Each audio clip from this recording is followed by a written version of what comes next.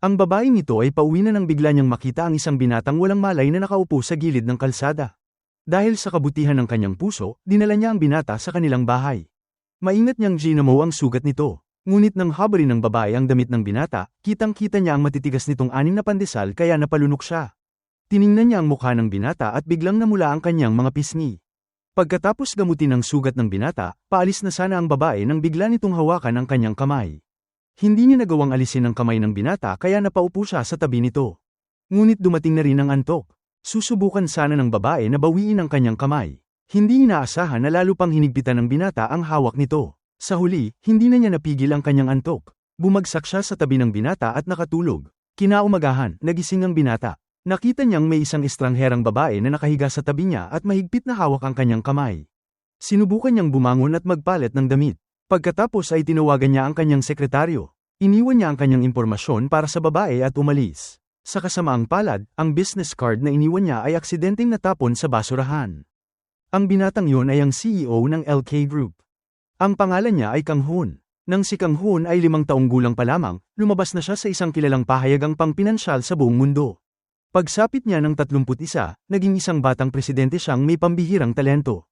Halos lahat ng babaeng nakakakita sa kanya ay agad na nagkakagusto. Ang babaeng nagligtas kay Kang Hoon ay si Yoo Eun-soo. Palagi siyang abala sa trabaho sa kanyang veterinary clinic. Nang dumalo siya sa reunion ng klase, pinagtawanan pa siya ng kanyang mga kaklase dahil sa kanyang payak na itsura. Ngunit hindi nila inasahan na balang araw ay magiging asawa siya ng presidenteng hinahangaan ng lahat. Pagbalik sa kumpanya, palaging hinihintay ni Kang Hoon na tawagan siya ni Yoo Eun-soo. Ngunit ilang araw siyang naghintay at wala siyang natanggap na balita mula sa kanya. Samantala, nagtatampo si Yoo Eun-soo kay Kang Hoon dahil kahit ginawa niya ang lahat para iligtas ito, hindi man lang siya nakatanggap ng pasasalamat bago ito umalis. May isang customer na nagdala ng alagang hayop sa klinika ni Yoo Eun-soo. Nagmungkahi ang customer na ipakilala siya sa isang blind date. Tinanong ng customer si Yoo Eun-soo tungkol sa uri ng lalaking gusto niya. Hindi nagdalawang isip si Yoo Eun-soo sa pagsabi ng kanyang mga pamantayan. Sinabi niya na gusto niya ng lalaking lampas 1.80 metro ang taas, kayumanggi ang balat at may matitigas na abs. Sinabi rin ni Yoo Eun-soo na maaaring medyo nakakainis ang lalaki ngunit dapat maganda ang boses nito. Sa pangkalahatan, gusto niya ay isang lalaking laging kaakit-akit. Nang marinig ito, napangiti na lamang ng pilit ang customer at agad na umalis. Paglabas niya, doon lamang siya naglakas loob na sabihin na dahil sa taas ng pamantayan ni Yoo Eun-soo, baka tumanda na siyang naghihintay bago makakita ng tamang tao. Sa katunayan, natatawa rin si Yoo Eun-soo sa mga kondisyon na siya mismo ang nagtakda. Sa baryong yun, wala namang lalaki na papasa sa kanyang mga hinahanap. Nang maalala niya ang ideal na knob yung inimbento niya, bigla niyang naisip ang katawan ni Kang Hoon. Nagtaka siya kung kumusta na ang pinsala nito. Samantala, nahanap na ng sekretaryo ang impormasyon tungkol kay Yoo Eun-soo at iniulat yun kay Kang Hoon. Sinabi ng sekretaryo na dahil sa pagbubukas ng veterinary clinic, malaki ang utang ni Yoo Eun-soo. Ipinaalala ng sekretaryo kay Kang Hoon na kung bibigyan niya ang babae ng malaking halaga bilang pasasalamat sa pagliligtas ng kanyang buhay, maaalala siya nito na may pambihirang kwento ng kabutihan. Ngunit mayabang na naghintay pa rin si Kang Hoon kung siya mismo ang lalapit sa kanya. Inakala niyang darating ito at hihingi ng pera dahil iniligtas niya ito. Ngunit matagal na siyang naghintay at wala pa ring kontak mula kay Yoo Eun-soo kaya nagpa siya siyang hanapin ito.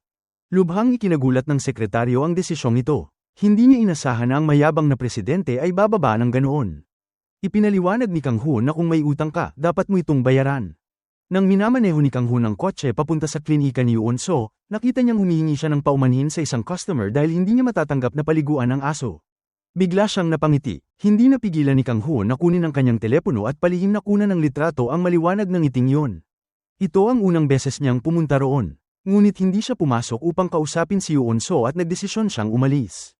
Kinabukasan, muli niya itong pinuntahan sa veterinary clinic ngunit sarado pa rin. Paalis na sana siya nang makita niyang paparada si Yoo Eun-soo habang nakabisikleta papunta sa klinika. Nang makita ni Yoo Eun-soo si Kang Hoon, agad niyang nakilala ito bilang lalaking kanyang iniligtas noong isang araw. Pumasok ang dalawa sa klinika at nagsimulang mag-usap. Hiniling ni Kang Hoon kay Yoo Eun-soo na ikulong muna ang kanyang napakagandang pusa dahil hindi niya kayang makita ang lumilipad na balahibo nito. Pagkarinig nito, hindi nag-atubili si Yoo Eun-soo na paalisin siya dahil hindi naman niya ito inimbitahan. Lumapit si Kang Hoon at sinabing hindi niya kayang maramdaman na may utang siya. Tinanong niya kung magkano ang halaga ng pagliligtas ng kanyang buhay. Nagtaka rin siya kung bakit hindi siya kinontak ni Yoo Eun-soo. Sumagot si Yoo Eun-soo na hindi niya alam kung sino siya kaya hindi niya ito matawagan. Doon lamang napagtanto ni Kang Hoon na hindi nakarating kay Yoo Eun-soo ang iniwan niyang impormasyon. Pagkatapos ay tinanggap niya ang resibo ng 700,000 won na singil sa pagpapagamot. Nang makita ni Kang Hoon ang resibo, hindi siya makapaniwala. Tinanong niya si Yoon-so kung nagkamali ba ito. Inisip ni Yoon-so na masyadong mataas ang presyong ibinigay niya. Kaya mabilis niyang ipinaliwanag na wala siyang insurance at isa siyang konsensyosong veterinaryo. Gayunpaman, nasaktan ang damdamin ni Kang Hoon. Inisip niya na ang halaga para iligtas ang isang pangulong tulad niya ay hindi maaaring 700,000 won lamang. Kaya hiniling niya na isulat muli ang halaga. Kasabay nito, curious din siya kung si Yoon-so ba ay talagang taong walang kasakiman o nagpapanggap lamang. Sa sandaling yun, nakita ni Kang Hoon ang pusa at sinabi niyang ipasok agad ito sa kulungan. Walang nagawa si Yoon-so kundi tumayo para ikulong ang pusa, ngunit hindi sinasadyang natapakan niya ang laruan ng pusa. Nadulas siya at di sinasadyang napasandal ang braso niya sa balikat ni Kang Hoon. Ang sandaling yun na magkalapit sila ay nagpagulat kay Yoon-so at kinahiya niya ito. Tumayo siya at sinabi na babayaran niya ang kahit anumang halaga. Kaya nagpasya si Kang Hoon na bigyan si Yoon-so ng isang veterinary hospital na nagkakahalaga ng $1,000,000. Ngunit nang dalhin ni Kang Hoon si Yoon-so upang tingnan ang bagong veterinary hospital, mariin niya itong tinanggihan. Sinabi ni Yoon-so na ang kasalukuyang klinika niya ay buong buhay niya. Kahit nagbabayad pa siya ng utang, mas gusto pa rin niya ang maliit niyang klinika. Sa unang pagkakataon sa buhay niya, ang pagtanggi ng isang tao kay Kang Hoon ay labis na nagpagalit sa kanya. Determinado siyang pilitin si Yoon-so na tanggapin ang ibinigay niyang veterinary hospital. Nang araw na yon, habang nagtatrabaho si Yoon-so, dumating ang may-ari ng gusali at ipinabatid na iba na ang may-ari ay demolish daw ang gusali para magpatayo ng bago. Hindi nagtagal, nakatanggap si Yoon-so ng tawag mula kay Kang Hoon. Lumabas na siya pala ang bumili ng gusali. Ipinabatid niya na ay demolish ito sa susunod na linggo. Kaya kailangan niyang umalis kaagad. Nang marinig niya yon, hindi napigilan ni Yoon-so ang magalit. Tumanggi siyang sumuko at nagpasya siyang humanap ng bagong matitirhan. Sa kasamaang palad, napakaliit ng perang hawak niya. Kaya wala siyang mahanap na bahay na gusto niya. Pumunta si Yoon-so sa bangko upang mangutang. Ngunit laking gulat niya nang ipaalam ng staff na hindi na sila maaaring magpahiram sa kanya. Ang pagpunta ni Yoon-so upang maghanap ng kwarto at umutang sa bangko ay nakuna ng sekretarya ni Kang Hoon at iniulat kay Kang Hoon. Lumabas na nakipag-usap din si Kang Hoon sa bangko upang tanggihan ang loan niya. Gusto ni Kang Hoon na tanggapin niya ang veterinary hospital na inihanda niya para kay Yoon-so. Kinaumagahan, inutusan ni Kang Hoon ang isang grupo ng tao na pumunta sa klinika ni Yoon-so. Ipinabatid nila na malapit ng i-demolish ang lugar at kailangan niyang mag-impake at umalis agad. Nang marinig ni Kang Hoon ang pagtatalo ni Yoon-so at ng mga manggagawa, mas sumaya ang mood niya. Tinawagan niya ang grupo at inutusan silang umatras. Labis na nagalit si Yoon-so. Pumunta siya sa kumpanya ni Kang Hoon. Ginamit niya ang bag niya upang paulit-ulit siyang hampasin. Sa huli, dahil sa sobrang sama ng loob, napaiyak siya. Hindi niya maintindihan kung ano bang nagawa niya at bakit siya pinipressure ni Kang Hoon ng ganoon katindi. Kalma lamang na sinabi ni Kang Hoon na dapat niyang tanggapin ang paghihiganti nito. Tumayo si Yoon-so at hinawakan ang kurbata ni Kang Hoon. Binalaan niya ito na kapag niloko pa siya ulit, hindi niya ito palalampasin. Pagkatapos, hindi niya nakalimutang ipakita ang tapang niya sa pamamagitan ng pag-apak sa paa nito. Hindi inaasahan, mabilis na iniwas ni Kang Hoon ang paa niya. Nawala ng balanse si Yoon-so at muntik ng mabuwal. Sa kabutihang palad, mabilis siyang nasalo ni Kang Hoon at niyakap. Nagpumiglas si Yoon-so, gustong-gusto niyang bitiwan siya ni Kang Hoon. Ngunit humakbang palapit si Kang Hoon, hinawakan ng mahigpit ang kamay niya, at sinabing magkalma muna siya. Kapag kumalma na siya, saka lamang siya bibitawan. Dahil wala na siyang ibang pagpipilian, nagkunwari na lamang si Yoon-so na sumusunod. Isinulat niya ang account niya sa isang sticky note at idinikit yun sa damit niya. Ipinahayag niyang aalis siya sa gusali pagkalipas ng isang linggo. Hiningi niya na i-transfer ni Kang Hoon ang deposit sa account niya. Nang makita ni Kang Hoon na naging matagumpay ang plano niya, labis siyang natuwa at hindi mapigil ang tumawa. Hindi niya nakalimutang tingnan ang sapatos na inapakan ni Yoon-so. Sa oras na yun, pumunta si Yoon-so sa pinakamatalik niyang kaibigan upang ilabas ang sama ng loob. Binigyan siya ng kaibigan niya ng isang sobra ng pera. Ituring na lamang daw itong investment para kay Yoon-so. At bawat taon ay makakatanggap siya ng interes. Sa oras na yun, isang dating kaklase na nagngangalang Mura ang napadaan sa tindahan. Matagal nang minamaliit ni Mura si Yoon-so. Pagkaupo pa lamang niya, agad siyang nanunudyo kay Yoon-so at sinabing dapat ay nanatili na lamang siya sa probinsya upang mag-alaga ng baka. Bakit pa raw siya pumunta sa syudad kung mangungutang lang naman siya? Sinadya rin ni Mura na tanungin kung bakit matanda na si Yoon-so ngunit hindi pa kasal. Nang marinig yun, labis na nagalit si Yoon-so. Kaya nang tumawag si Kang Hoon, mariin niya itong tinanggihan. Ganoon din ang inis ni Kang Hoon nang hindi sagutin ang tawag niya. Nag-text siya agad at inanunsyo na i-demolish niya ang gusali bukas. Naiinis na si Yoon-so dahil patuloy siyang minamaliit ng dating kaklase. Nang makatanggap pa siya ng mga mensahe mula kay Kang Hoon, lalo siyang nainis. Agad niyang sinagot si Mura at sinabi na lilipat siya pabalik sa Seoul. Kasabay nito, sinabi ni Yoon-so kay Mura na huwag nitong kalimutang magpadala ng bulaklak sa araw ng opening. Pagkasabi niya yun, hindi na nakasagot si Mura. Labis na nasiyahan si Yoon-so. Gayunman, kalaunan ay napagtanto ni Yoon-so na nagkamali siya ng salita. Kaya kinailangan niyang puntahan si Kang Hoon upang makipag-usap. Nang makita ni Kang Hoon na papalapit si Yoon-so, agad niyang tinanong kung nagbago na ba ang isip nito. Sinabi ni Yoon-so kay Kang Hoon na ang halaga ng pagliligtas niya rito noong isang araw ay maaaring tumaas mula 700,000 won tungo sa 70 milyong won. Isa sa alang-alang niya yun bilang perang gagamitin upang magbukas ng veterinary hospital. Ibabawas ang 700,000 won at babayaran niya ito ng paunti-unti. Para bang uutang siya sa kanya upang mabuksan ang ospital na ito sa halip na uutang sa bangko. Simula pa lamang, wala namang balak si Yoon-so na kunin ang pera ni Kang Hoon.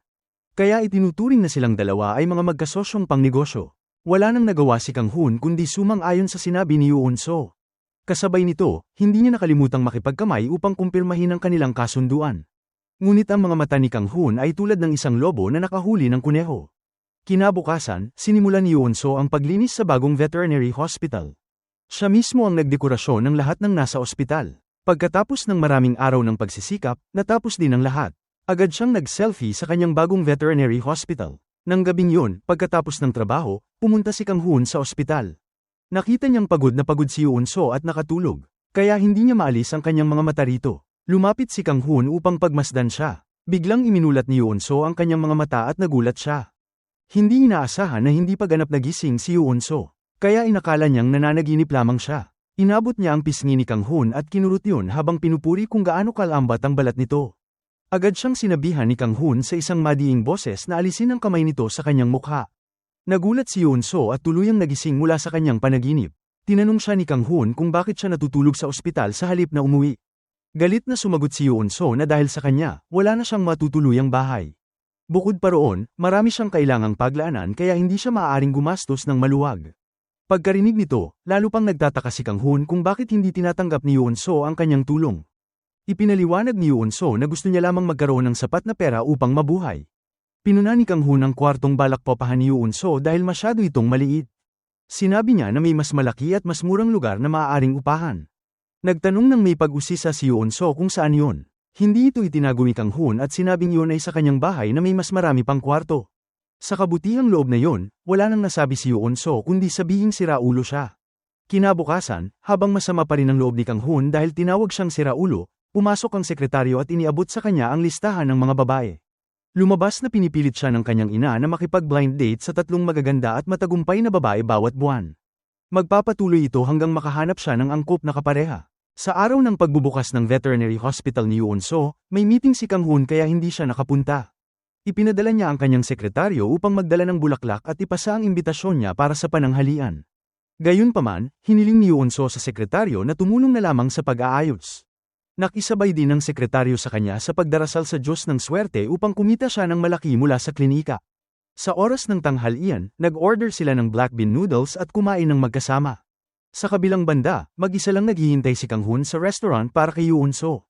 Pagkatapos ng trabaho, magkatabi silang umupo sa sofa habang kumakain ng masarap na maanghang na noodles. Hindi nila namalayan na nakarating na si Kang Hoon. Malakas na tinawag ni Kang Hoon ang pangalan ng sekretaryo at tinanong kung ano ang ginagawa niya roon. Nagulat ang sekretaryo at muntik ng mabulunan. Mabilis niyang kinuha ang kanyang coat at tumakbo palabas. Umupo si Kang Hoon sa tabi ni Yoon-so. Biglang umungol ang tiyan ni Kang Hoon kaya natawa si Yoon-so. Inabot niya ang chopsticks kay Kang Hoon at inanyayahan siyang kumain. Sinabi ni Kang Hoon na hindi siya kumakain ng ganitong uri ng pagkain, ngunit dahil inimbitahan siya, kakain siya upang mapasaya ito. Kumuha si Kang Hoon ng piraso ng paa ng manok at isinawsaw ito sa toyo. Nang isubo niya ito, nag-iba ang ekspresyon ni Kang Hoon. Ito ang unang pagkakataon na natikman niya ang ganitong lasa. Sa sandaling yon, pumasok ang isang binata sa klinika. Tinanong ng binata kung sino si Kang Hoon. Tinanong din ni Kang Hoon kung sino ang binatang ito. Sumagot ang binata na siya ay kaibigan at kasosyo ni Yoon-so sa negosyo. Hindi natuwa si Kang Hoon nang marinig yon. Pagbalik sa kanyang silid, balak pa sanang i-text ni Kang Hoon si Yoon-so upang tanungin tungkol sa lalaking nakita nila noong tanghali. Ngunit bigla niyang naalala ang isang mahalagang bagay kaya hindi niya itinuloy ang pagpapadala ng mensahe. Nalaman ni Mura na nagbukas si Yoon-so ng veterinary hospital kaya agad niyang inimbitahan ang kanyang mga kaibigan upang bisitahin si Yoon-so sa kunwaring pagbati. Ngunit pagdating nila, sinadya ni Mura na hilinging ilibre sila ni Yoon-so. Na-provoke si Yoon-so kaya agad siyang pumayag. Ngunit nang buksan niya ang menu, hindi niya maiwasang kabahan dahil sa mamahaling presyo ng mga putahe.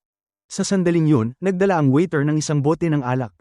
Sinabi ng waiter na ibinigay yon ng mister nasa katabing mesa. Nang sundan ni Yoon-so ang direksyon ng kamay ng waiter, natuklasan niyang ang ginoo ay walang iba kundi si Kang-hoon. Kaya mabilis niyang tinakpan ng mukha niya gamit ang menu at nagkunwaring hindi niya kilala si Kang-hoon. Ngunit hindi hinayaan ni Kang-hoon na gawin yon ni Yoon-so. Agad niyang sinabi sa waiter na ipagpatuloy ang pagdadala ng pagkain sa mesa ni Yoon-so. Samantala, may ilusyon si Mura na dahil maganda siya, palagi siyang makararanas ng ganitong pagtrato saan man siya pumunta. Pagkatapos, sinamantala ni Yoon-so ang pagkakataon upang pumunta sa banyo at mag-text kay Kang-hoon.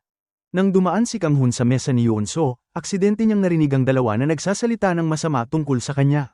Nang kinausap ni Kang-hoon si Yoon-so ng pribado, sinisi niya ito dahil sinusundan siya, sinabi niyang lumayo ito sa kanya. At umaasa rin siya na huwag siyang isipin ni Kang-hoon na katulad ng ibang babaeng nakilala niya. Nang magbayad na si Yoon-so, sinabi ng waiter na higit 600,000 won ang bill. Masakit sa loob ni Yoon-so habang inilalabas niya ang card niya. Ngunit sinabi ng waiter na may nagbayad na para sa kanya. Pagkarating ni Yoon-so sa gate, naghihintay na sa labas si Kang-hoon. Gusto niyang ihatid si Yoon-so pabalik sa klinika. Nagulat ang ilang kaibigan nang makita ang isang gwapong lalaki na gustong ihatid si Yoon-so pauwi. Madaling itinulak ng matalik na kaibigan si Yoon-so palapit at hinikayat siyang sumama kay Kang-hoon. Lalong nagalit si Yoon-so sa mga kilos ni Kang-hoon. Sa daan pauwi, sinabi ni Kang-hoon na mas mabuti kung hindi na siya makipagkita sa mga kaibigang makasarili. Sa halip na makipagkita sa kanila, mas mabuti raw na makita niya si Kang-hoon upang hindi na siya patuloy na makarinig ng masasamang bagay. Pagkatapos, nagmungkahi si Kang-hoon na gusto niyang maging kasintahan niya si Yoon-so. Ngunit nang marinig yun, nagalit si Yoon-so, tumayo, at umalis. Mabilis siyang sinundan ni Kang-hoon upang hilahin pabalik. Nagbalak siyang sipain ito ngunit nakontra siya. Lalo siyang nagalit. Tinanong niya kung dahil ba mahina siya kaya gusto siya ni Kang-hoon gawing kasangkapan para paglingkuran ito. Pagkasabi nito, nagpa siyang umalis.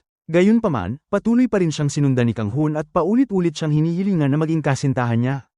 Ngunit muli siyang tumanggi. Paano magiging bahagi ng laro ni Kang-hoon ang unang pag-ibig niya? Nang marinig ito, tinanong ni Kang-hoon kung hindi pa siya nagmahal kahit kailan. Agad nagdepensa si Yoon-so at sinabing 30 taong gulang na siya.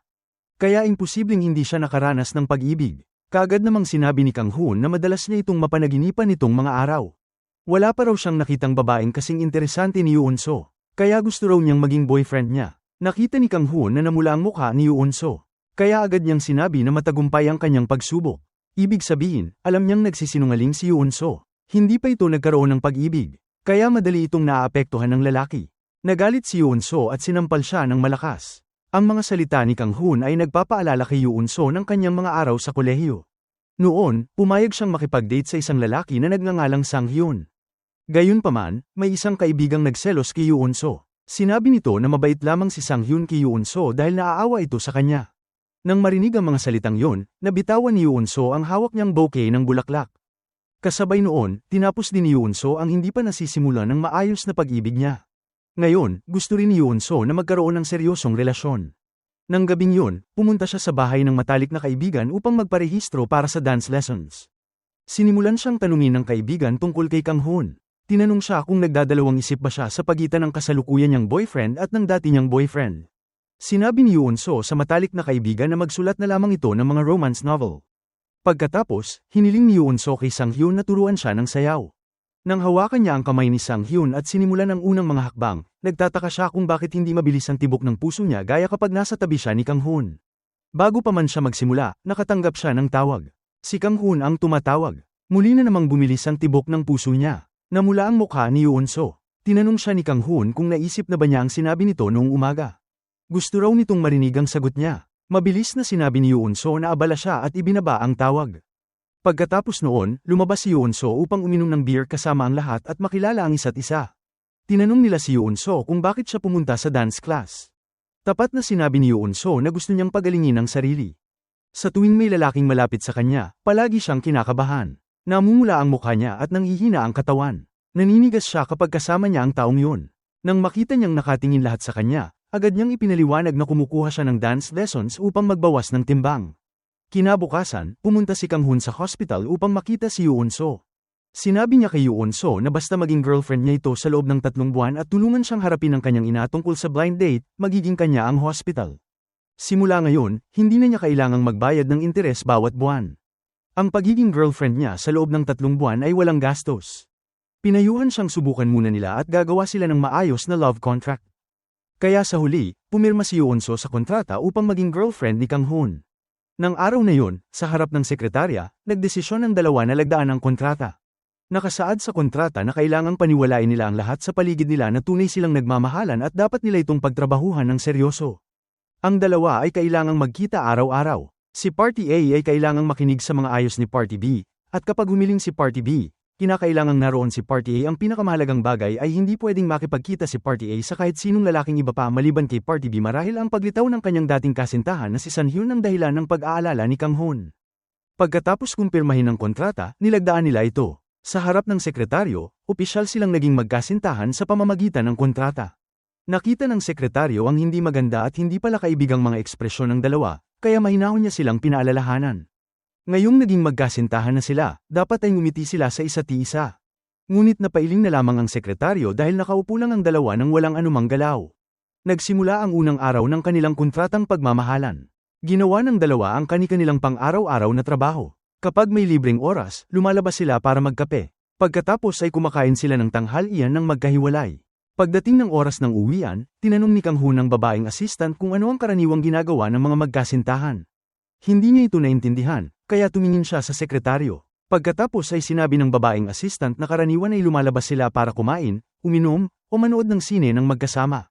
Ngunit hindi talaga gusto ni Kang Hoon ang manood ng sine, kaya nagpasya siyang pumunta sa klase ng sayaw kasama si Yoon So. Pagdating ng dalawa, nagmamadaling ipinakilala ng matalik na kaibigan si Kang Hoon bilang nobyo ni Yoon So. Magalang na binati ni Sun Hyun si Kang Hoon. Sinabi ni Sang Hyun na hindi niya kailanman narinig na may nobyo si Yoon So. Agad na ipinaliwanag ni Kang Hoon na may ugali ang kanyang nobya na panatilihing lihim ang mga espesyal na bagay, at iyon ang kanyang alindog. Pagkasabi noon, hindi nakalimutan ni Kang Hoon na yakapin si Yoon So. Bumulong si Kang Hoon sa kanyang tenga upang ipaalala na hindi pa siya nagugas ng buhok ngayong araw. Agad na tinanong ni Yoon So si Kang Hoon na hindi kasama sa kontrata ang ganitong mga kilos ng pagiging malapit. Sa narinig, ngumiti lang si Kang Hoon. Kinatigin niya na ang mahalaga ay maniwala ang lahat na tunay silang nagmamahalan. Pagkatapos ideklarang kanya si Yoon So, pinaalalahanan niya itong mag-aral ng mabuti. Pagkatapos ay umalis si Kang Hoon. Pagbalik niya sa sasakyan, kinuha ni Kang Hoon ang bouquet ng mga bulaklak na kakabili lang niya at galit na itinapon yun sa tabi. Inisip ni Kang Hoon si Yoon So na magkahawak kamay at sumasayaw kasama si Sun Hyun. Gayunman, ang hindi niya inaasahan ay bago pa man niya mahintay matapos mag-aral si Yoon So, may nakita siyang taong sumusunod sa kanya. Nagmadaling tinawagan ni Kang Hoon si Yoon So at sinabing puntahan siya para iligtas.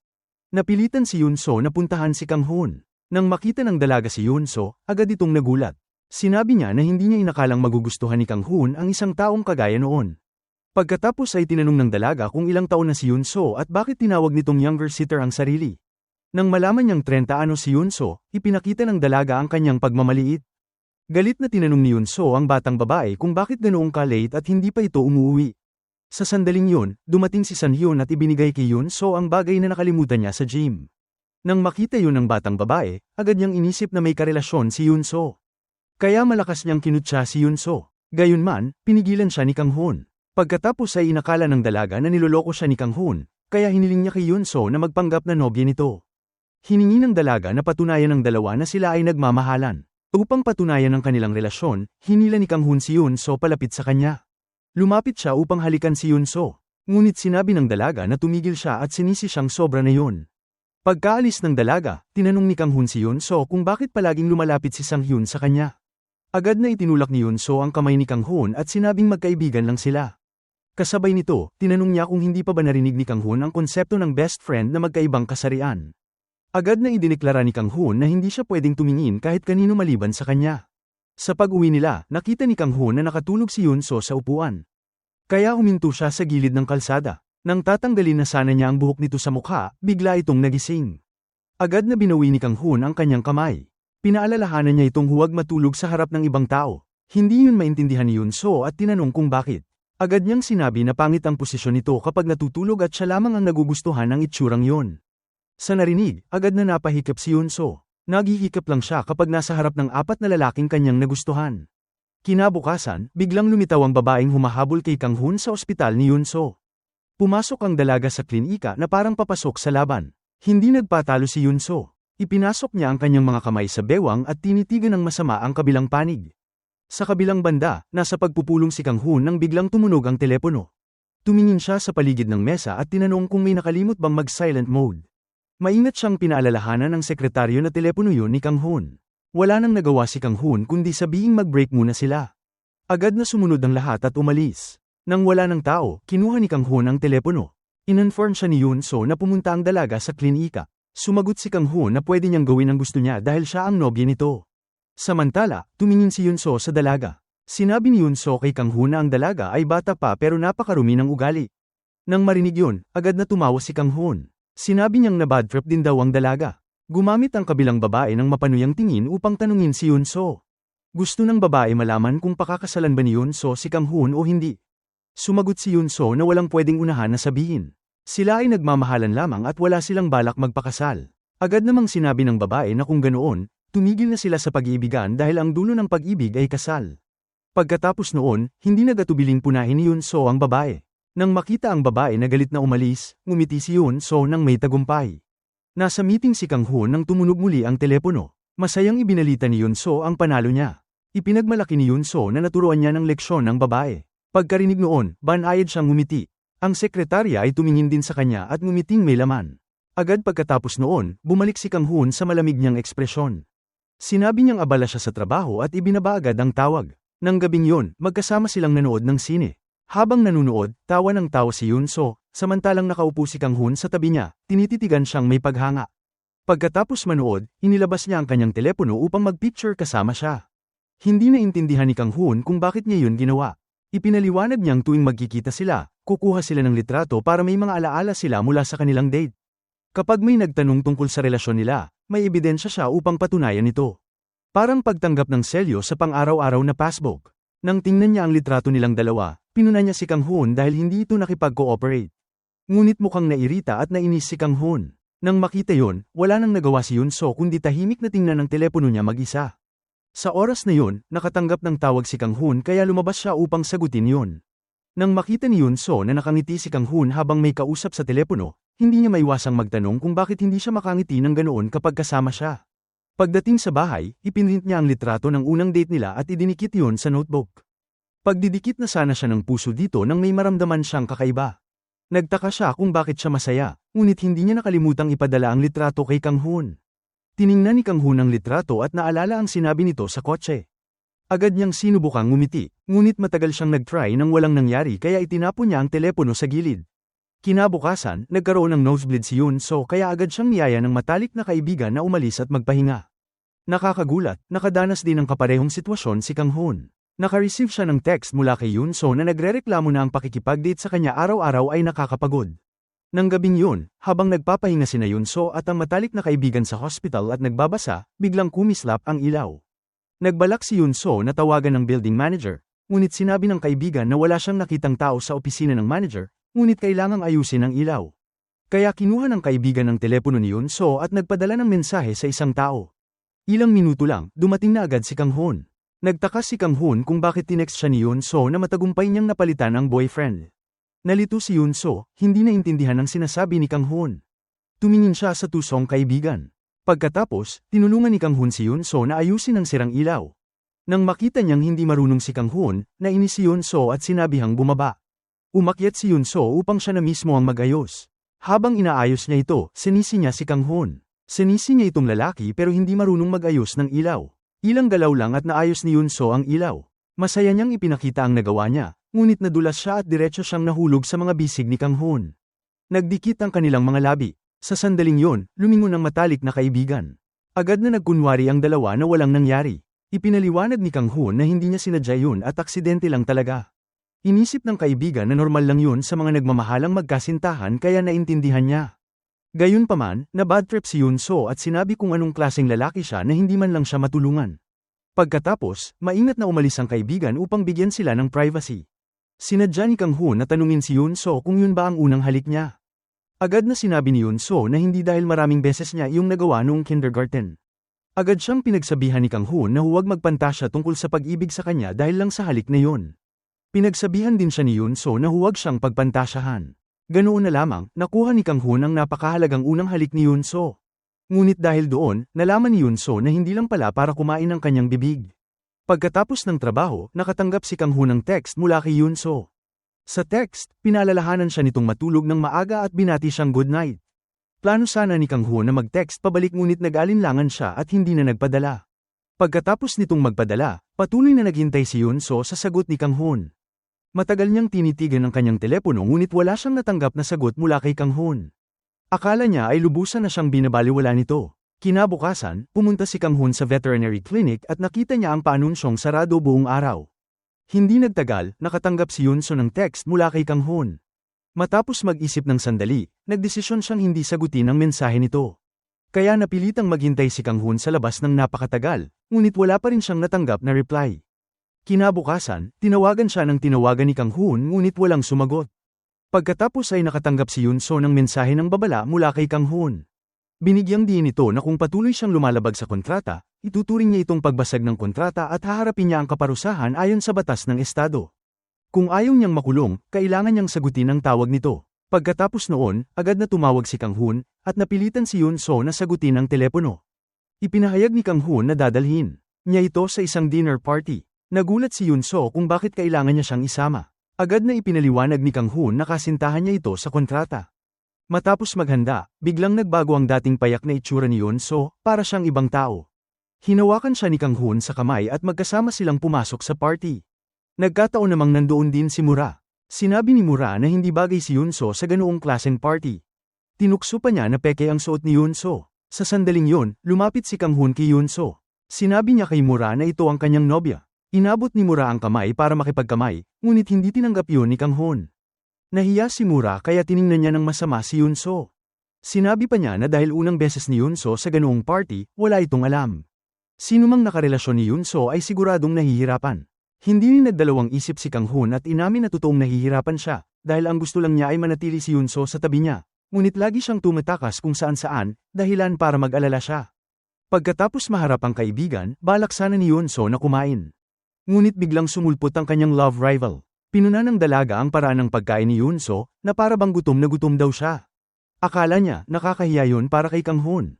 Hindi na nakatiis si Yoon So kaya sinagot niya ito ng pabalik. Dumating naman si Kang Hoon. Nang aalis na sana si Yoon So, tinawag siya muli ni Kang Hoon. Tinanong ni Yoon So kung matatapos na ang relasyon nila pag natapos ang kontrata. Umaasa siyang matapos na agad yun dahil ayaw niya nang bumalik sa ganitong lugar. Iniwan niya ang high heels at aalis na sana. Pero biglang hinila siya ni Kang Hoon pabalik at hinalikan siya. Sa pag-uwi, sinabi ni Kang Hoon na kalimutan na niya ang lahat ng nangyari dahil yun ay pagkakamali lamang niya. Sa sobrang sakit ng sinabi nito, napuno ng luha ang mga mata ni Yoon So. Ang video ng halikan nila ay nagsimulang kumalat online. Halos mapagod ang kamay ng sekretaryo sa pagsagot ng tawag. Sa opisina, malungkot na pinanood ni Kang Hoon ang video, pinagsisisihan niya ang masasakit na salitang sinabi niya kagabi. Nang marinig niya ang boses ng sekretaryo, agad niyang pinatay ang video. Pinaalalahanan niya ang sekretaryo na huwag hayaang makaapekto ang video kay Yoon So. Sa kabilang banda, gusto lamang makalimot ni Yoon So kaya pumunta siya sa dance club ni Sang Hyun. Sumasayaw siya ng todo, ngunit dahil hindi naging maingat, na-spray ng kanyang paa. Maingat na tiningnan ni Sang Hyun ang kanyang sugat. Biglang dumating si Kang Hoon at sinabihan si Sang Hyun na bitawan siya. Ipinaliwanag ni Sang Hyun na nasugatan lang ang paa ni Yoon So kaya tinutulungan niya ito. Lumapit si Kang Hoon at binuhat si Yoon So sa kanyang mga bisig. Binalaan niya si Sang Hyun na siya ang nobyo nito, kaya siya ang dapat mag-alaga. Pagkasakay sa kotse, tinanong ni Yoon So kung bakit ganoon ang ginawa niya. Aroganting sinabi ni Kang Hoon kung bakit siya nasaktan nang hindi humihingi ng permiso. Pati raw ang pagpapahawak sa ibang lalaki ng kanyang binti. Galit na bumalik si Yoon So at tinanong kung si Party B lang ba ang pwedeng magkamali, pero siya hindi. O dahil ba siya ang master, kaya pwede niyang gawin ang gusto niya, tapos sasabihin niya lang sa dulo na pagkakamali. Dahan-daang sinabi ni Kang Hoon na hindi yun pagkakamali. Ngunit nang tanungin muli ni Yoon So, sinabi niyang ayaw niyang inuulit ang kahit ano. Pagkatapos ay nagmaneho siyang palayo. Dinala ni Kang Hoon si Yoon So sa ospital at binendahan ang paa nito. Habang ibinabalot niya ang benda, napatingin si Yoon So sa bagong klinika at sinabing miss na miss niya ang dati niyang ospital. Nang marinig yun ni Kang Hoon, bigla niyang hinigpitan ang pagbalot, dahilan para magulat si Yoon So. Sinabihan niya itong huwag mag-isip ng walang kwenta. Wala raw siyang karapatang umalis kung walang pahintulot niya. Napatahimik si Yunso sa biglaang pagkaprangka nito. Dahil natatakot si Kang Hoon na hindi niya na ito matawagan muli, madalas niya itong time text, tinatanong kung saan siya naroroon. Narinig ni Yunso ang tanong ni Kang Hoon at hindi siya mapakali. Kinabukasan, habang naghahanap si Yunso ng matitirhan, nakatanggap siya ng tawag mula kay Kang Hoon na nagtatanong kung nasaan siya. Nang malaman niyang naghahanap ito ng tutuluyan, agad niya itong inaya na tumira sa bahay niya. Para kay Yunso, parang nababaliw na ito. Sinabi pa ni Kang Hoon na hindi siya maaaring pumunta kahit saan ang walang pahintulot nito. Inutusan pa niya ang sekretarya na huwag hayaang makahanap si Yunso ng mauupahan. Dahil dito, tumawag ang may-ari at sinabing hindi na nila pauupahan si Yunso. Nang makita niya si Kang Hoon, agad niyang nahulaan ang dahilan. Muli siyang inaya ni Kang Hoon na tumira sa bahay nito. Nang marinig yun, nagalit si Yunso. Sinabi niya na pinagsisisihan niyang iniligtas niya ito noong gabing yun. Kung alam lang niya na haantong sa ganito, nagkunwari sana siyang hindi niya ito nakita. Sinabi ni Yunso na tumitira lang siya kasama ang taong mahal niya. Tinanong pa niya si Kang Hoon kung gusto ba siya nito ng ganoon kaya gusto nitong magsama sila. Sagot ni Kang Hoon, kahit saan pa siya pumunta, bibilhin niya yon. Sa mundong ito, ang tanging lugar lang na maaaring puntahan ni Yunso ay ang bahay niya. Hindi maintindihan ni Yunso kung bakit umaabot si Kang Hoon sa ganitong punto. Mula kay Kang Hoon, inamin niyang nagsisimula na siyang magkaroon ng nararamdaman para kay Yunso. Tinanong niya kung may nararamdaman din ba ito para sa kanya. Hiniling niyang pag-isipan muna nito ang alok, pero huwag siyang paghintayin ng matagal. Pag-uwi niya, pumasok si Kang Hoon sa kwartong inihanda niya para kay Yunso. Sigurado siyang magugustuhan ito ni Yunso dahil siya mismo ang nagdekorasyon. Samantala, si Yunso ay naipit ang pakiramdam kaya tinawag niya ang dalawang kaibigan para uminom. Uminom siya ng sobra na wala na siyang maalala. Lumitaw ang tawag ni Kang Hoon sa screen. Pagdating nito, nadatnan niya si Yunso na lasing. Galit niyang sinisi si Sang Hyun dahil hinayaan itong malasing si Yunso habang sila ay hindi. Ipinaliwanag ni Sang Hyun na hindi niya mapigilan si Yunso dahil palagi itong nalalasing ng ganito kapag umiinom. Mayabang na inutusan ni Kang Hoon si Yunso na tumayo at umuwi. Hindi niya inaasahang gusto pa nitong uminom, kaya binuhat na lang niya ito at umalis. Habang naglalakad, minasahe ni Yunso ang mga braso niya habang tinatawag ang pangalan ni Sang Hyun. Magselos na sana si Kang Hoon, pero lalo pa itong nagalit nang marinig yun. Kaya marahas niyang inalis ang kamay ni Yunso na naging dahilan para mabagsak ito sa sahig. Sinabihan niya itong umuwi mag-isa, ngunit pagkalakad niya ng kaunti, nilapitan si Yunso ng isang lalaki at inanyayahan itong uminom. Wala nang nagawa si Kang Hoon kundi bumalik. Umalis agad ang lalaki. Biglang nakilala ni Yunso si Kang Hoon. Niyakap niya ito at ikinatuwa yun ni Kang Hoon sa loob. Isang segundo lang ang lumipas at samukha si Yunso sa kanya. Hirap na dinala ni Kang Hoon si Yunso pauwi. Napaupo siya sa sofa dahil sa pagod at tinitigan ito ng may galit at awa. Kinaumagahan, nagising si Yunso. Nakita niya si Kang Hoon na natutulog katabi niya at napasigaw siya sa takot. Nagising si Kang Hoon sa gulat. Nang maalala niya ang lahat, si Kang Hoon naman ang nagalit at agad na sinabing tatapusin niya ang kontrata nila. Binigyan niya si Yunso ng 3 araw para umalis sa ospital. Pagkatapos noon ay galit niya itong nilisan. Doon lamang natauhan si Yunso. Agad niya itong hinabol at nakiusap. Nagmakaawa siyang bigyan siya nito ng isa pang pagkakataon. Pero hindi siya pinansin ni Kang Hoon. Pagkaagaw niya ng telepono ni Yunso, tumalikod na siyang mayabang. Tinawag siya muli ni Yunso at tinanong kung bakit niya tinapos ang kontrata. Iginiit niyang naging maayos siyang girlfriend. Hindi niya alam kung ano ang nagawa niyang mali kagabi. Sagot ni Kang Hoon, naglakas loob pa raw itong uminom kasama ang ibang lalaki habang wala siya. Habang pinapaalala niya ang mga nangyari, unti-unting bumalik sa alaala ni Yunso ang lahat. Nagmamakaawa siyang bigyan siya nito ng isa pang pagkakataon dahil hindi maganda ang pakiramdam niya kagabi kaya nagkagulo ang lahat. Malamig ang mukha ni Kang Hoon habang tinatanong siya kung bakit hindi siya nito hinanap kung malungkot siya. Bakit raw kay Sang Hyun pa siya pumunta? Pagkatapos sabihin yon, umalis siya. Pagbalik niya, nakita niya si Yunso na kumakain ng instant noodles. Tinanong niya kung masarap ba ang instant noodles na may halong luha. Sagot ni Yunso, wala siyang pakialam dito. Pero sabi ni Kang Hoon, girlfriend pa rin siya nito. Tinanong siya ni Yunso kung hindi pa niya tinatapos ang kontrata. Sagot ni Kang Hoon, paano kung hindi pa ito tapos? Nang umalis si Kang Hoon, ibinaba ni Yunso ang noodles. Tumayo siya at sinabing kaya niyang gawin ang kahit ano na gusto nito. Nang makita ni Kang Hoon na nagtagumpay ang plano niya, ngumiti siya ng labis na nasiyahan. Huminto siya at tinanong si Yunso kung kaya ba talaga nitong gawin ang kahit ano. Matapos makumpirma ni Yunso yon, sinabi ni Kang Hoon na lumipat na siya sa bahay nito ngayon din. Sa wakas ay nasa mga kamay na ni Kang Hoon ang mahiyaing si Yunso. Nang gabing yon, masayang nagsasayaw sina Yunso at Sang Hyun. Biglang lumapit si Kang Hoon at hinawakan ang kamay niya. Nagalit si Sang Hyun at sinabi kay Kang Hoon na ang pagharang sa sumasayaw ay isang walang hiyang kilos. Ngunit sinabi ni Kang Hun na hindi niya yun iniintindi. Pagkasabi noon, tinaas niya ang kanyang kamay at hinila si Yun So papasok sa kanyang mga bisig. Kasabay nito, pinaalalahanan niya itong mag-focus sa kanya. Pagkatapos ay nagsayaw silang dalawa at natapos ng perpekto ang sayaw. Tinanong ni Yun So si Kang Hun kung ano ang mangyayari kapag hindi ito pumayag na umalis kapag nagsimula na silang tumira ng magkasama. Tumawa si Kang Hun at sinabing imposible yun. Ngunit nang tanungin siya ni Yun So kung ano ang mangyayari kapag siya naman ang ayaw nitong paalisan, tanging sagot lang ni Kang Hun ay hindi pa siya nakakapagpas siya. Ngunit ang mahalaga ay nais niyang subukan ang pagtira kasama niya. Pinayuhan din niya itong maging tapat sa sarili kahit minsan. Sa huli, kinailangan ni Yun So na buhatin ang kanyang mga bagahe at pumunta sa bahay ni Kang Hun. Nang makita niya ang malaking bahay, hindi niya napigil ang mapamulaga. Dinala siya ni Kang Hun sa kwartong inihanda niya para sa kanya.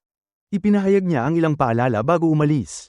Maingat na minasdan ni Yun So ang kwartong nakalaan para sa kanya. Tumayo siya sa kama at nagsayaw. Nang mapagod siya, humiga siya at nagpagulong-gulong. Maya-maya pa, binuksan ni Kang Hun ang pinto at pumasok. Nang makita niya ito, biglang nawala ang ngiti sa mukha niya. Nakita ni Kang Hun ang kanyang pagkahiya at agad niyang isinara ang pinto at umalis. Sa gabi, biglang umulan ng malakas sa labas kasabay ng kulog at kidlat.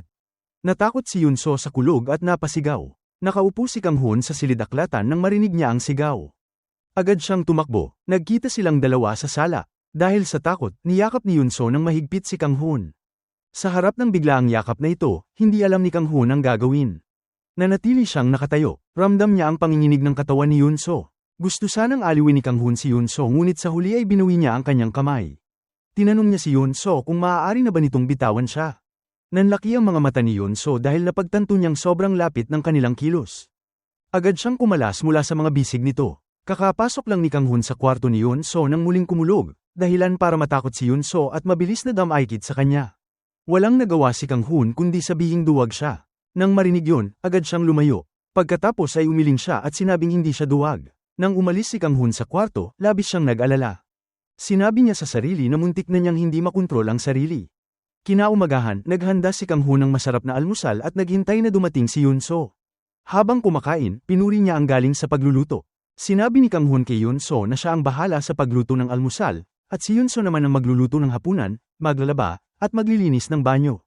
Tinanong siya ni Yun So nang may pagdududa kung pinilit ba siya nitong tumira roon para lang gawing yaya. Nag-alok siya na padalhan ito ng panggastos ngunit hindi kailangan ni Kang Hun ang kanyang baon.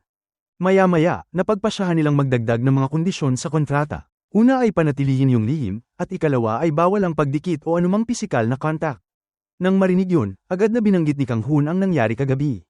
Sinabi ni Yun So na aksidente lang ang pagyakap niya. Nang matakot siya, kailangan niyang may akap, kaya ginamit niya si Kang Hun bilang unan sa katawan. Dahil tuloy-tuloy ang daldal ni Yun So, hindi napigilan ni Kang Hun na mapatingin sa kanyang mga labi. Pagkatapos ay nagdagdag siya ng kondisyon na hindi na maaaring pumasok si Yun So sa klase ng pagsasayaw. Pagkatapos ng almusal, dinala siya ni Kang Hun sa ospital. Bumaba si Yun So at masayang kumaway sa kanya. Lubos na natuwa si Kang Hun. Gusto niyang makita pa siya sa rearview mirror. Ngunit hindi inaasahan, nakita niyang masayang nakikipag-usap si Yun So kay Sang Hyun. Gusto sanang huminto ni Kang Hun para makapagmasid pa ngunit bumusina ng malakas ang sasakyan sa likod. Wala siyang nagawa kundi magpatuloy sa pagmamaneho. Nakaupo si Yun So at nakatingin sa mga pagkaing ihahain sa hapunan nang makatanggap siya ng tawag mula kay Kang Hun. Tinanong siya nito kung bakit siya nakikipagkita sa ibang lalaki. Agad niyang ipinaliwanag na si Sang Hyun ay aalis papuntang ibang bansa at nagpaalam lamang. Labis na natuwa si Kang Hun na halos mapatalon siya. Sinabi niyang talagang karapat dapat itong ipagdiwang. Tinanong siya ni Yun So kung anong oras siya matatapos sa trabaho.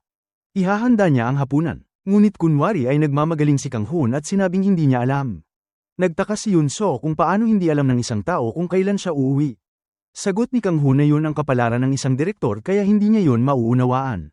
Nang malaman niyang ang magiging asawa niya balang araw ang magluluto para sa kanya, masayang umiling si Kang Hun ng ilang beses.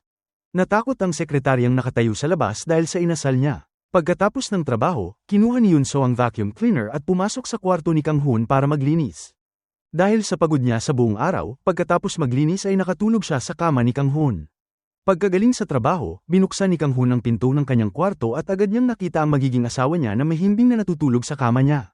Dahil sa cute nitong itsura, iniabot niya ang kamay para haplasan ang pisngi nito. Ngunit pagdampi pa lang ng kamay niya, biglang nagulat si Yun So at bumangon. Agad nitong inayos ang buhok at mabilis na lumabas ng kwarto. Pagkaalis niya, naramdaman ni Kang Hun ang malakas na tibok ng puso niya.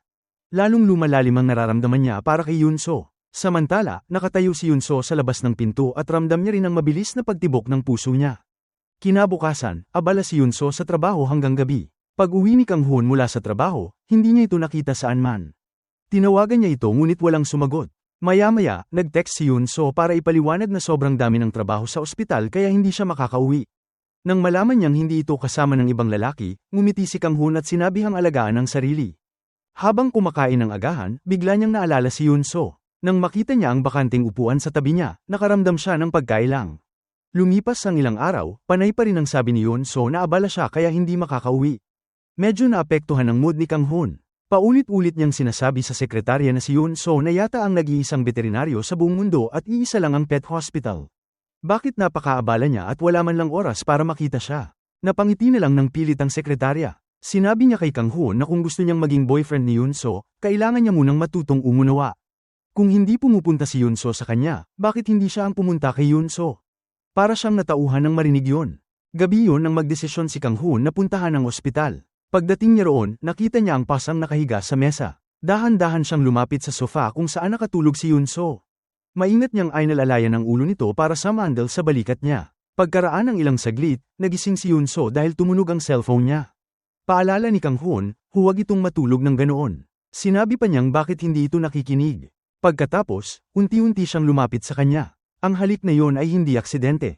Pagkatapos ng trabaho, magkasama silang umuwi. Tinawag ni Kang Hoon si Yunso pabalik. Para sa kanya, sayang kung papasok agad sila. Kaya naghanap sila ng lugar at naupo para mag-usap. Nagsimulang mangasar si Kang Hoon. Bamulong siya ng matatamis na salita at unti-unting lumalapit kay Yunso. Napansin ni Yunso ang intensyon niya. Paalala niya, bawal ang intimate contact sa loob ng bahay. Ngunit giit ni Kang Hoon, nasa labas sila. Pagkatapos, hinalikan niya si Yunso sa ulo. Mula sa sekretarya, nalaman ni Kang Hoon na nakabalik na sa bansa ang nakababatang kapatid niya. Galit niyang tinanong ang sekretarya kung nasaan ito ngayon. Maingat na sagot ng sekretarya, nasa bahay na raw si Kang So. Pagkarinig nito, agad tumayo si Kang Hoon. Samantala, si Yunso ay kara-rating lang mula sa pagbili ng pagkain. Bigla niyang narinig ang boses ng isang estranghero. Maingat niyang tinanong kung sino siya. Hindi ito sumagot ng diretso at umiling lang. Sinundan ni Yunso ang tingin nito patungo sa family photo sa dingding. Pagkumpara niya, nakilala niya rin ito. Dumating si Kang Hoon at nakita niyang magkasama ang dalawa, nag-uusap at nagluluto pa. Agad niyang tinawag si Yunso papalapit sa kanya. Ngunit hinila ni Kang So ang kamay ni Yunso at pinigilan itong lumapit. Sabi niya, dapat tapusin muna nito ang paggawa ng rice cakes. Galit na lumapit si Kang Hoon at malakas na inutusan ng kapatid na bitiwan si Yunso. Kaya napagitna si Yunso sa dalawang nag-aalitang lalaki. Nang gabing yun, pinaalis ni Kang Hoon ang kapatid at pinastay sa hotel. Ngunit sabi ng kapatid, nakalak ang card niya at ayaw niyang mag-hotel kung may kwarto naman siya rito. Tumayo ito at nagtungo sa kwarto niya. Binalaan ni Kang Hoon si Yunso na huwag titingin ng direkta sa kapatid. Hindi niya maintindihan kung bakit bawal. Iniisip niyang nakababatang kapatid nga lang ito ni Kang Hoon. Pero para kay Kang Hoon, lalaki pa rin ito. Napatawa si Yunso, pero nang makita niya ang seryosong mukha ni Kang Hoon, natahimik siya. Umupo si Kang Hoon sa tapat ni Yunso. Sinabi niya na simula paggising niya, tanging si Yunso lang ang tinitingnan niya. Kaya dapat siya lang din ang tanging titingnan nito. Kinaumagahan, nakita ni Kang So ang kapatid at future sister-in-law na sabay papasok sa trabaho. Agad may naisip si Kang So. At hindi nga siya nagkamali dahil maya-maya, dumating ang sekretarya at sinabing naputol daw ng kapatid niya ang kamay nito sa kutsilyo at dumudugo. Ngunit pumunta ito sa veterinary clinic para magpatingin. Biglang nagiba ang ekspresyon ni Kang Hoon. Doon, gamit ang kaawa-awang mukha, humingi ang kapatid niya kay Yunso na gamutin at balutan siya. Napabuntong hininga si Yunso at sinabing veterinary clinic yun. Kahit ano pa ang mangyari, hindi yun pinansin ni Kang So. Sinabi niya na ayos lamang ang veterinary clinic. Hindi ba niya rin ginamo si Kang Hoon? Dahil sa kaawa-awang ekspresyon ni Kang So, pumayag na rin si Yunso na gamutin ang kanyang sugat. Pagkatapos tapusin ang pagbenda, biglang lumapit si Kang So kay Yunso at nagulat siya. Bigla niyang naalala ang bili ni Kang Hoon na hindi siya dapat tumingin ng diretso sa kanyang mga mata. Noon lamang niya lubos na naintindihan ang mga salitang yun. Ngumiti siya at sinabi kay Kang So na kailangan niyang pumasok sa trabaho. Sinabi rin niya na gusto na niyang paalisan ng customer. Habang naghahanda si Yunso na turukan ng aso, biglang pumasok si Kang So na may malapad na ngiti sa labi. Agad niyang sinabi kay Kang So na umalis na kaagad. Hindi dapat niya takutin ang aso. At tama nga, may nangyaring hindi inaasahan pagkatapos noon. Nang tumakbo si Kang Hoon sa pinangyarihan, nakita niya si Kang So at ang sugat sa braso ni Yunso. Galit na itinulak ni Kang Hun si Kang So at tiningnan ang dumudugong braso ni Yun So. Sa sobrang galit, hinawakan ni Kang Hun ang kwelyo ng kanyang nakababatang kapatid at tinanong si Kang So kung ano ang nagawa niya.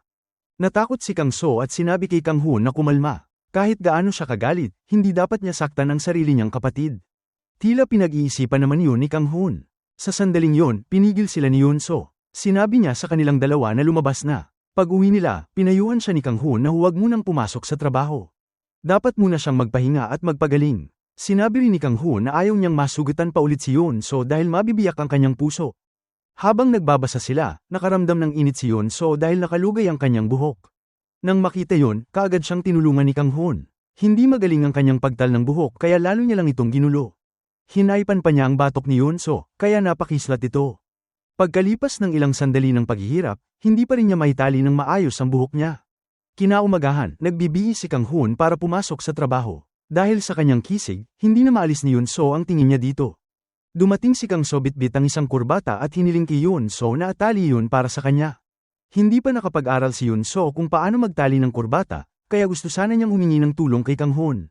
Ngunit sa gulat niya, parehong tumanggi ang dalawang magkapatid. Wala siyang nagawa kundi subukin na lamang na atali ang kurbata ni Kang So. Maingat niyang ipinatong ang kurbata sa batok ni Kang So. Pilit namang pinapakalma ni Kang Hun ang kanyang galit.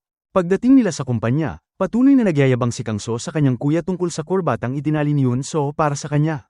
Bigla na lang hinila ni Kang Hun ang kurbata at tinanggal yun. Nagbiro si Kang So at tinanong kung ganoon ba talaga ka-insecure ang kanyang kuya. Tinanong pa ni Kang So kung natatakot si Kang Hun na magustuhan siya ni Yun So gaya ng nangyari noon sa ex-girlfriend ni Kang Hun. Itinulak ni Kang Hun ang kapatid niya sa pader ng elevator. Nagkatitigan ng dalawang magkapatid na puno ng galit ang kanilang mga mata. Nang bumukas ang pinto ng elevator, mabilis na tinanggal ni Kang Hun ang kurbata ng kapatid sa kwelyo at umalis. Sa tanghali, hindi inaasahang nakita ni Kang So ang kanyang ex-girlfriend habang tinatanggap ang isang marriage proposal.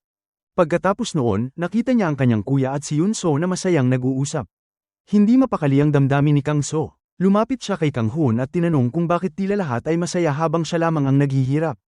Ngunit patuloy lamang sa pagtatrabaho si Kang Hun at hindi man lang siya pinansin. Pag-uwi nila, masayang sumandal si Kang Hun sa likod ni Yun So. Gusto niyang hintayin ang hapunang iluluto nito. Dahil mukhang gutom si Kang Hun, pinakain siya ni Yun So ng isang piraso. Pagkatikim, agad niyang binuhat si Yun So patungo sa kitchen table. Pinapapangako niya kay Yun So na huwag siyang iiwan kailanman at palagi siyang dapat nasa tabi niya. Dahil paulit-ulit itong sinasabi ni Kang Hun, napilitan na lamang tumango si Yun So. Sa sandaling yon, nagsimulang mang-asar si Kang Hun. Sinabi niyang may mas gusto siyang kainin kaysa hapunan. Agad namang nabulaga si Yun So at tinanong kung ano yun. Sinagot niya na si Yun So mismo ang gusto niyang kainin. Samantala, galit na galit si Kang So at naghanap ng alak para pakalmayin ang sarili. Nang oras na para magbayad, sinabi ng waiter na tuluyan ang nablock ang card ni Kang So. Wala siyang ibang magawa kundi tawagan si Kang Hun para humingi ng tulong. Abala si Kang Hun sa paglalamang kay Yun So nang dumating ang tawag. Hindi niya ito pinansin at ibinaba ang telepono. Hindi niya balak tulungan ang kapatid. Hindi na makapaghintay si Kang So kaya paulit-ulit siyang tumawag. Pagkalipas nito, dinala ni Kang Hun si Kang So pauwi at ibinagsak siya sa sofa. Lasing na lasing, binalaan ni Kang So si Yun So na kung hindi siya agad lumayo kay Kang Hun, pagsisisihan niya yun. Dahil dito, hinampas siya ni Yun So at binyantaan na kapag ginalaw niya muli ang kanyang boyfriend, hindi niya ito palalampasin. Nang marinig ni Kang Hun na tinawag siyang boyfriend ni Yun So, hindi siya makapaniwala. Nagulat din si Yun So at napatingin kay Kang Hun. Nakita niyang tila excited si Kang Hun at nagbablush. Unti-unti ring umiinit ang mukha ni Yun So. Mabilis niyang tinakpan ang kanyang mukha at tumakbo palabas ng silid. Tinanong ni Kang So kung masayang-masaya ba ang kanyang kapatid. Ngunit sinabi lamang ni Kang Hun sa kanyang kapatid na tumahimik. Kinabukasan, inaya ni Yun So sina Kang Hun at ang kanyang kapatid na maglaba ng mga kumot. Pagkalagay ng mga kumot sa palanggana, sinabi ni Yun So sa dalawa na gamitin ang kanilang mga paa para tapakan ang mga ito at linisin. Ngunit mariing tumutol si Kang So. Iniisip ni Kang So na kahit ang katulong at ang washing machine ay nagagawa na ang trabahong ito. Pagkasabi noon, hiniling ni Kang So sa kanyang kapatid na tulungan siya. Ngunit nang makita ni Kang Hun ang seryosong ekspresyon ni Yun So, naramdaman niyang hindi na siya pwedeng tumutol. Wala nang nagawa si Kang Hun kundi itulak palayo ang kamay ng kapatid at pumasok sa palanggana. Nakita ni Yun So na nakatayo pa rin si Kang So sa labas kaya tinanong niya ito kung bakit hindi pa siya pumapasok upang maglaban ng kumot. Umiling si Kang So at natawa habang umaatres. Sa huli, napilitan pa rin si Kang So na pumasok sa palanggana dahil sa kanyang kapatid. At nagsimula na silang dalawa na maglaban ng kumot ng magkasama. Pagkatapos, sinabi ni Yunso sa kanila na pigain ang kumot para patuyuin. Hindi mapiga ng dalawang lalaki ang kumot. Muling sinisi ni Yunso si Kang Hoon. Pinaghinalaan niya na ang mga kalamnan nito ay pampaporma lamang. Dahil sa pagdududa ng kanyang kasintahan, agad nagpakitang gilas si Kang Hoon. Sa wakas, naibitin ang kumot para matuyo. Nakaramdam ng ginhawa si Yunso. Nag-inat siya ngunit biglang tumalsik ang tubig sa kanyang mukha. Lumabas na si Kang So ang nagsaboy ng tubig sa kanya. Nang makita ni Kang Hoon na inaapi ang kanyang kasintahan, agad niyang kinuha ang hose ng tubig para gumanti. Nagkasagupa sila. Unti-unting nawala ang alitan sa pagitan ni Kang Hoon at Kang So dahil sa presensya ni Yunso. Habang masaya silang naglalaro, biglang lumabas ang ina ni Kang Hoon. Matapos ang mise-en-scene ng pagtatanong, hindi nasiyahan ng ina ni Kang Hoon sa simpleng pinagmula ng pamilya ni Yunso. Ginamit ng ina ang dahilan na gusto niyang makipag-usap sa kanyang dalawang anak upang paalisan si Yunso. Hindi na rin gustong makinig ni Yunso sa anumang puna ng ina.